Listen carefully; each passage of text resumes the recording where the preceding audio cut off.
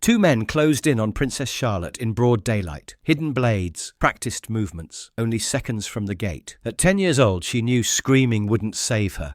Not with hundreds of tourists around and the band's drums drowning out every sound. So she did something else. Something every child is taught in school, but prays never to use. She raised her hand and gave the silent signal that means just one thing: help me. Guardsman Edward Hale saw it. And in that instant, 3 centuries of unbroken protocol meant nothing compared to a child's plea. But how did a single hand gesture force a royal guard to abandon his post? And what happened when those kidnappers realized their perfect plan had just been shattered by a girl who refused to be a victim? Before we show you exactly what unfolded in those terrifying minutes, make sure you're subscribed and drop a comment telling us where in the world you're watching from. Now let's get into it.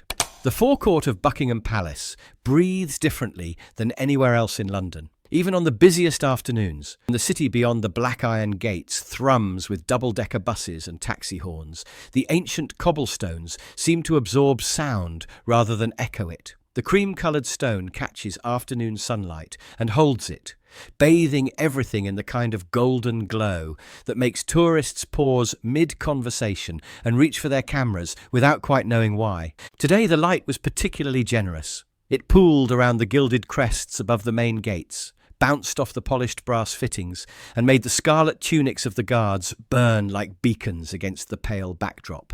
From somewhere beyond the main courtyard, the regimental band was warming up. French horns calling back and forth across the square in deep, resonant notes that seemed to rise from the stones themselves. The barriers were already 3 deep with visitors, Germans with expensive cameras and detailed itineraries, American families clutching guidebooks and checking phones for the perfect angle.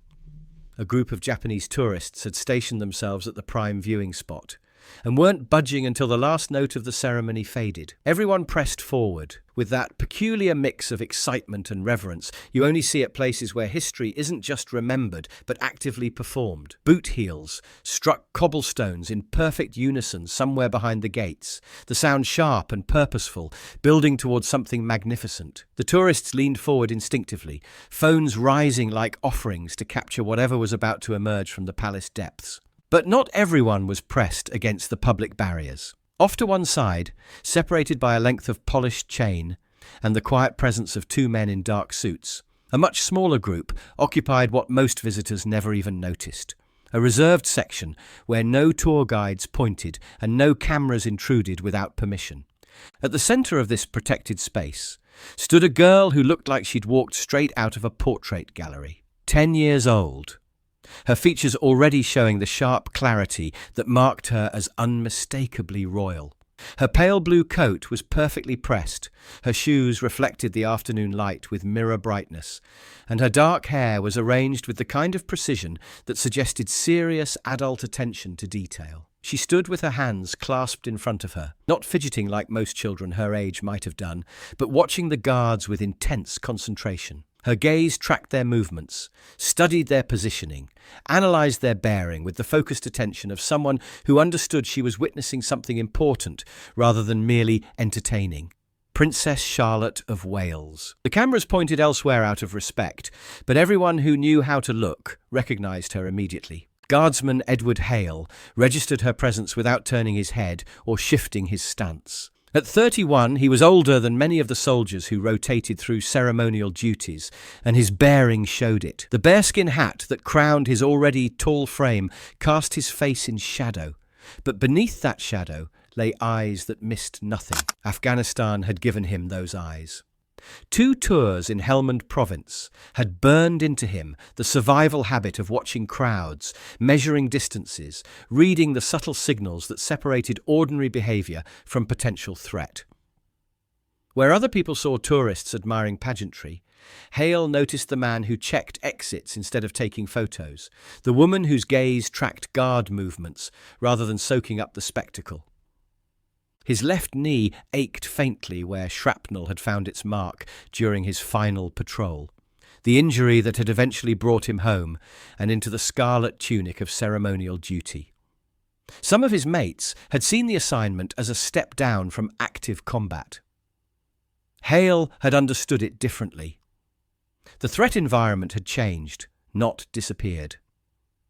Here in the heart of London, vigilance was still survival. Standing motionless for hours was its own kind of endurance test, but Hale had learned to use the stillness productively. His eyes worked constantly beneath the shadow of the bearskin, cataloguing faces, tracking patterns, noting the small inconsistencies that might matter when they mattered most. And right now, something was setting off every alarm bell his training had installed. Two men stood near the edge of the crowd, close enough to the royal section to matter. From a distance, they looked like any other sightseers. Casual jackets, unremarkable trousers, cameras hanging from their necks like props in a tourist costume. But their eyes weren't following the bright scarlet tunics or admiring the ceremony's precision. They were working. One scanned the positioning of guards with mechanical thoroughness. The other studied the flow of people toward the gates, his head turning with the calculated precision of someone mapping routes rather than enjoying the view. Between them, something that looked like a tourist pamphlet changed hands. But the way it was folded, the brief flash of handwriting across its surface, suggested it contained information that had nothing to do with London's historic attractions. Hale's grip on his rifle stock tightened almost imperceptibly. The weapon, ceremonial though it appeared, was fully functional, and his muscle memory knew exactly how quickly it could become something more than ornamental. But protocol kept his boots locked to the ancient stone.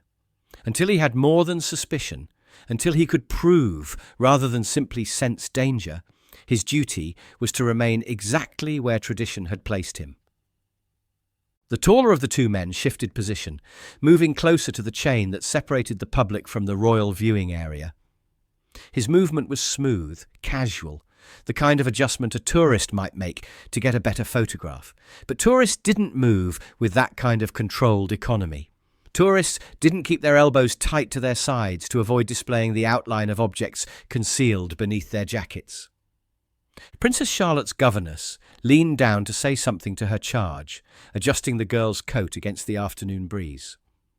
Charlotte nodded politely, her attention still fixed on the guards, her young face serious with concentration. She was learning, Hale realized. This wasn't entertainment for her. It was education in the weight of tradition, the meaning of duty, the price of service. The second man had moved as well, positioning himself on the opposite side of the royal section's perimeter. Now they formed a bracket, close enough to the chain barrier to matter, far enough from the obvious security presence to avoid immediate attention. Their timing was careful, their positioning deliberate, and then Hale saw the glint. It lasted only a fraction of a second, sunlight catching steel as the taller man's jacket shifted. A blade, small enough to conceal but large enough to matter, disappeared back beneath the cover of casual clothing. The movement was practiced, professional, the kind of concealment that spoke of experience with weapons and the violence they enabled. Hale's pulse remained steady, but internally he was already calculating angles, distances, response times. His ceremonial stillness had become a combat posture. His awareness sharpened to the crystalline focus that had kept him alive in places where hesitation meant death. The band's warm-up crescendoed into something approaching the opening notes of the ceremony, and the crowd's attention turned fully toward the palace entrance, where the first guards would soon appear. In that moment of distraction, the two men moved with the synchronized precision that confirmed Hale's worst suspicions. This wasn't random. This wasn't opportunistic. This was planned. The shorter man approached the governess, bumping into her with the clumsy politeness of a tourist trying to navigate a crowded space. She turned, frowning as he offered elaborate apologies for his carelessness. The interaction looked innocent enough, until Hale noticed that it positioned her with her back to Princess Charlotte, blocking her view of what was happening behind her. The taller man closed the distance to Charlotte in 3 measured steps. His jacket brushed against her side as he bent low, his voice too quiet for anyone else to hear, but clearly audible, to the girl whose eyes suddenly went wide with alarm. From Hale's position, he could see the unnatural closeness, the controlled tension in the man's posture, the way his hidden hand maintained pressure against Charlotte's ribs. The knife. It had to be. Pressed against her side, invisible to the crowd, impossible to ignore. Charlotte stiffened, her natural poise cracking just enough to reveal the frightened child beneath the royal composure. The man's false smile was aimed at the nearest camera, creating the illusion of a helpful adult guiding a young relative through the crowd. But his words, lost in the growing swell of music and crowd noise, carried the unmistakable cadence of threat. The second man moved into position on Charlotte's other side, completing the trap. To anyone watching casually, it looked like two attentive relatives shepherding a royal child through the forecourt. Only the unnatural stiffness in Charlotte's shoulders and the predatory focus in the men's eyes betrayed the truth. Hale felt every muscle in his body coil with the need to move, to act, to cross the distance between his post and the developing crisis. But 3 centuries of tradition held him in place like iron chains. Guards did not break formation. Guards did not abandon their posts. Guards maintained their positions regardless of circumstance, because the moment that discipline cracked, the entire foundation of ceremonial duty crumbled. But what happened when ceremonial duty conflicted with something more fundamental? What happened when tradition demanded stillness while conscience demanded action? Charlotte's governess turned back from her conversation with the shorter man, her expression shifting from polite confusion to the first stirrings of alarm as she registered the changed configuration around her young charge. She called softly, "Charlotte," but her voice was swallowed by the growing noise of the ceremony. The taller man offered her a bland smile and gestured toward the gate, saying something about finding a quieter spot for the child to watch from. His accent was educated, his manner disarming, his explanation perfectly reasonable. And in the moment of his governess's hesitation, he guided Charlotte forward with the inexorable pressure of the blade against her side. They were moving toward the gate now.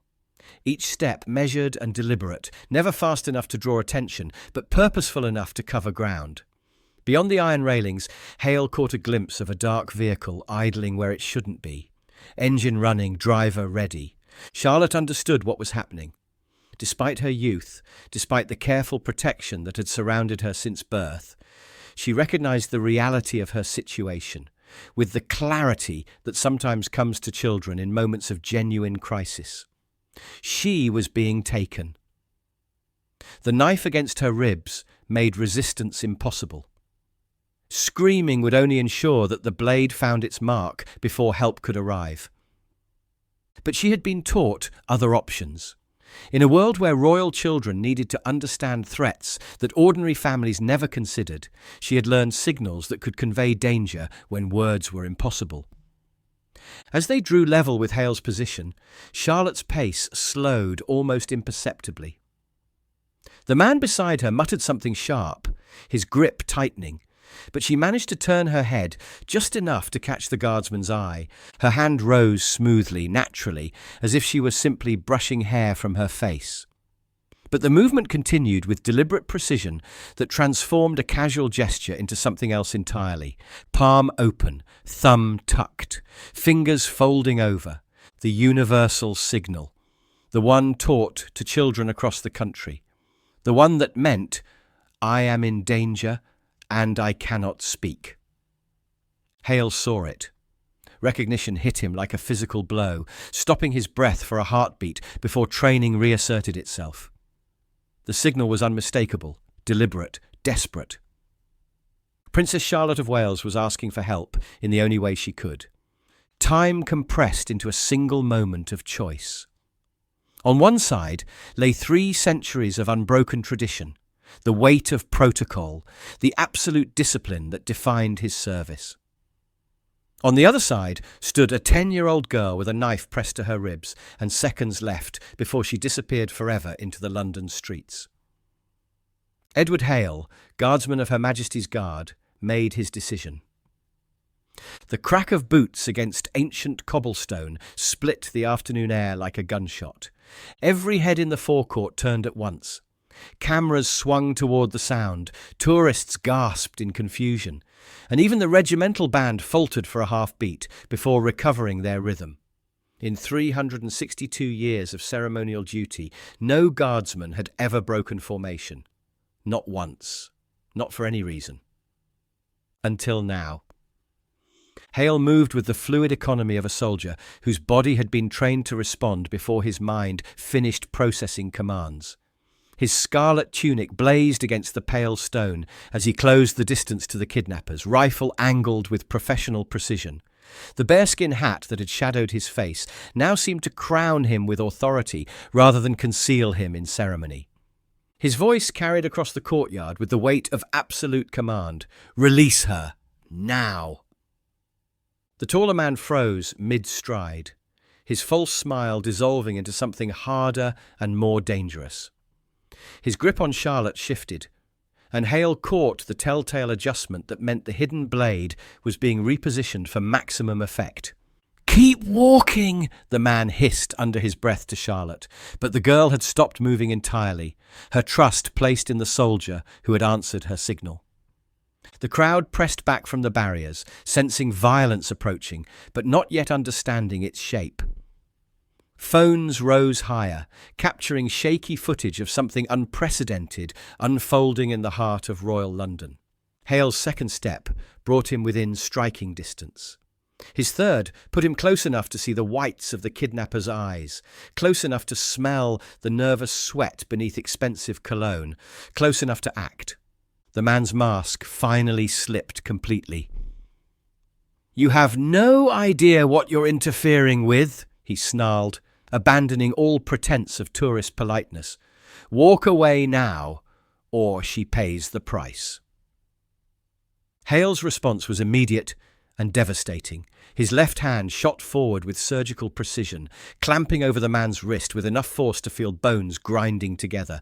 A sharp twist, the exact movement drilled into him during countless hours of close-quarters combat training, and the concealed knife clattered to the cobblestones with a sound that seemed impossibly loud in the sudden hush.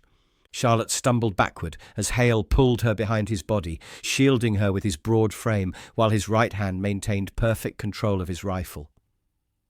The weapon that had been ceremonial seconds before was now positioned with the professional competence of someone who understood exactly how to use it.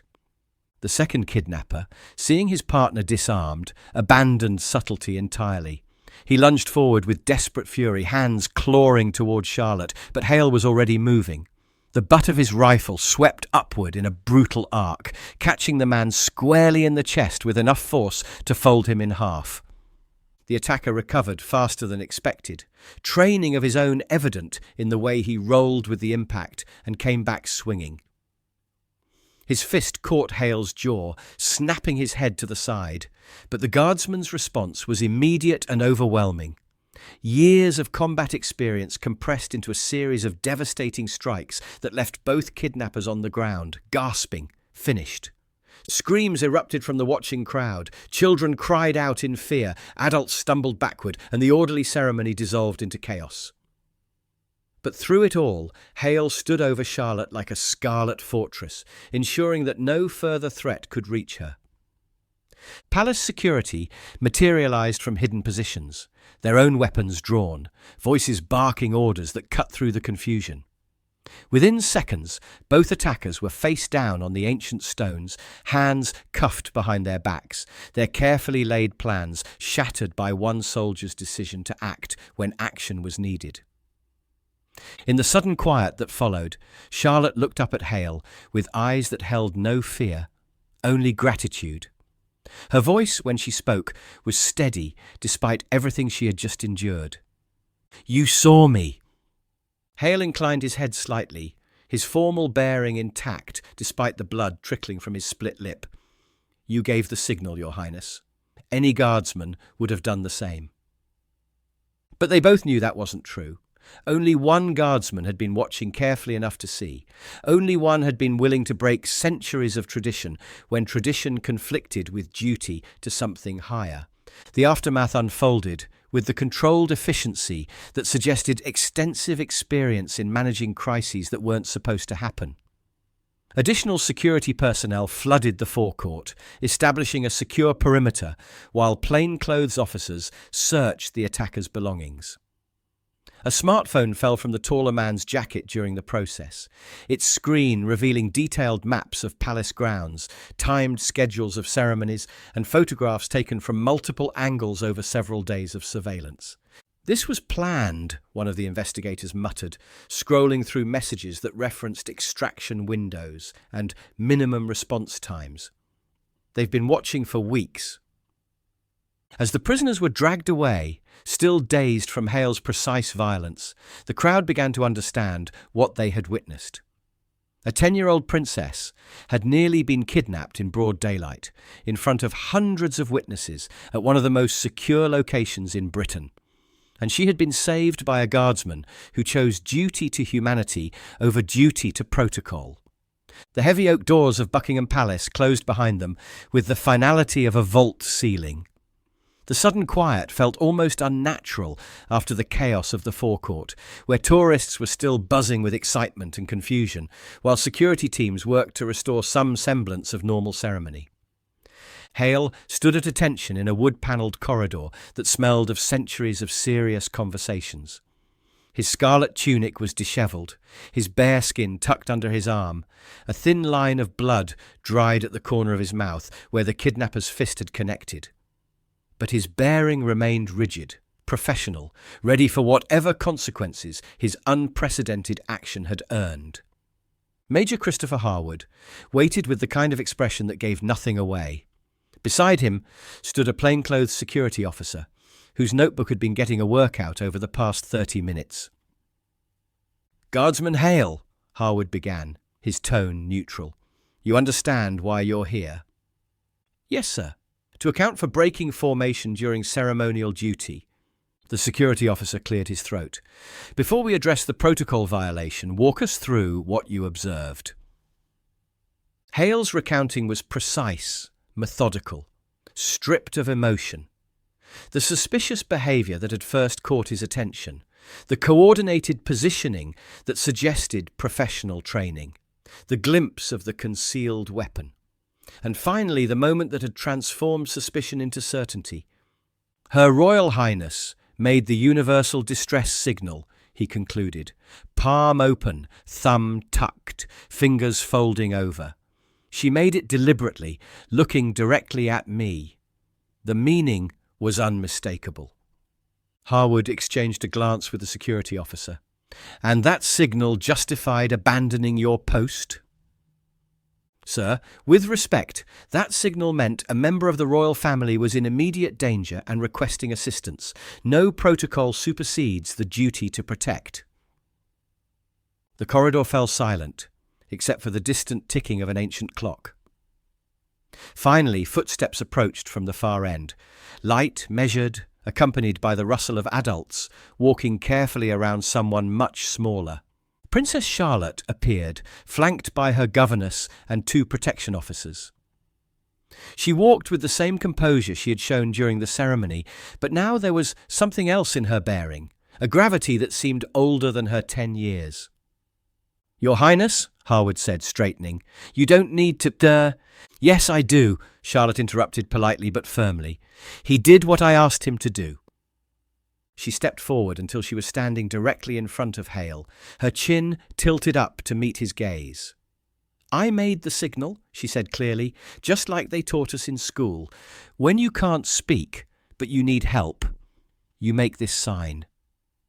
She demonstrated the gesture with precise execution. "He saw it. He came." The security officer closed his notebook with a soft snap. "That settles the question of authorization." Harwood nodded slowly. "The protocol breach remains unprecedented, but the circumstances—" He paused, studying Hale with something that might have been respect. "The circumstances were also unprecedented." Charlotte looked between the adults, with the patience of someone accustomed to watching grown-ups work through complicated decisions. When she spoke again, her voice carried a note of gentle authority that reminded everyone present exactly who she was. "He listened when I couldn't speak. That's what guards are supposed to do, isn't it? Protect people."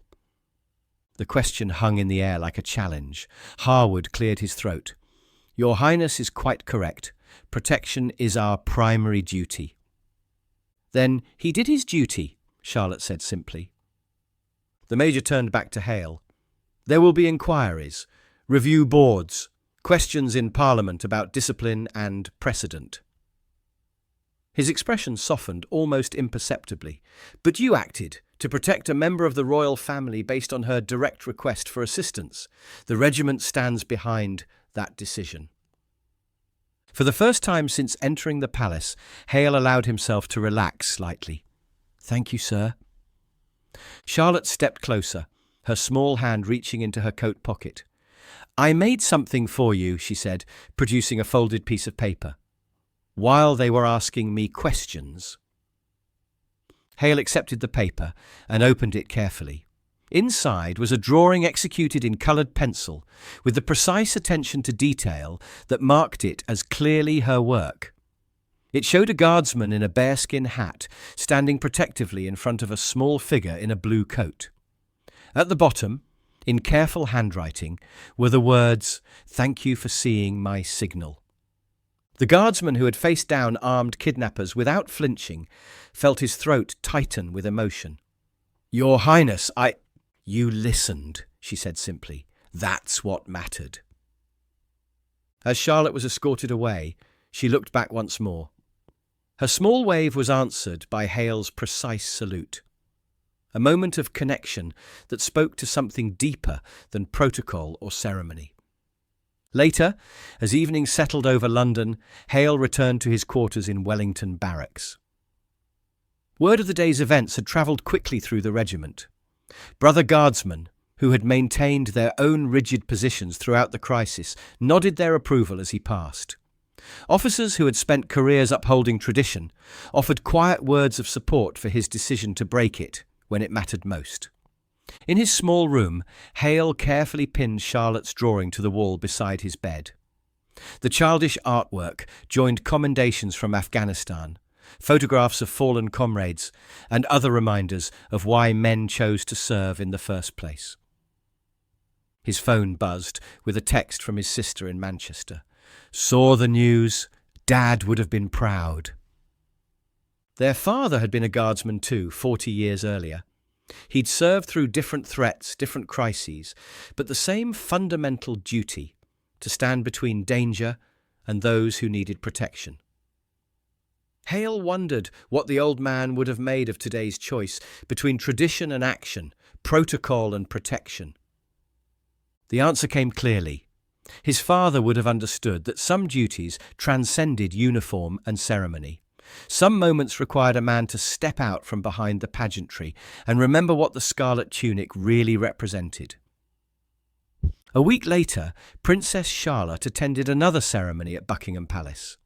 This time she stood in the royal section with quiet confidence, watching the guards with the same focused attention, but without the hidden fear that had marked her previous visit. Hale was there too, back at his ceremonial post, rifle angled precisely, bearskin casting his face in shadow. To the tourists pressed against the barriers, he looked exactly like what they expected. An immovable monument to tradition and discipline, but Charlotte knew better. When their eyes met briefly across the forecourt, she touched her chest once, just over her heart. A small gesture that carried enormous meaning. The signal between them now wasn't distress but recognition, understanding, shared knowledge that sometimes the greatest service came not from following rules but from knowing when to break them. Hale's response was almost invisible, the slightest inclination of his head, a moment of acknowledgement that lasted no longer than a heartbeat. Then he resumed his perfect stillness, the guardian of tradition, who had proved that tradition's highest purpose was protecting those who could not protect themselves. The ceremony continued with its timeless precision. Bands played music that had echoed off these walls for centuries. Guards moved through formations, perfected over generations. Tourists captured moments of pageantry that would fill photo albums and social media feeds around the world. But everyone present understood they were witnessing something more than performance. They were seeing the continuation of something living, something that still mattered, something worth protecting, even when protection required breaking every rule in the book. And in the reserved royal section, a 10-year-old girl watched with the knowledge that she had learned something invaluable about courage, duty, and the quiet heroes who stand ready to act when action is needed most. What would you have done if you'd seen that distress signal? Would you have recognized it for what it was, a child's silent cry for help? And do you think Guardsman Hale was right to break 3 centuries of protocol the moment Princess Charlotte raised her hand? Courage isn't always loud. Sometimes it's a 10-year-old girl making a secret signal when she can't speak. Sometimes it's a soldier choosing duty to humanity over duty to tradition. If this story moved you, hit that like button and let us know in the comments where you're watching from. Don't forget to subscribe and ring the notification bell so you never miss our daily uploads. Share this with someone who needs to remember that the right choice isn't always the easy choice, and that real heroes are the ones who act when everyone else is watching. Your next Royal Guard story is waiting right there on your screen. Click it now, and I'll see you tomorrow with another moment that proves the same truth. Sometimes breaking the rules is the most honourable thing you can do.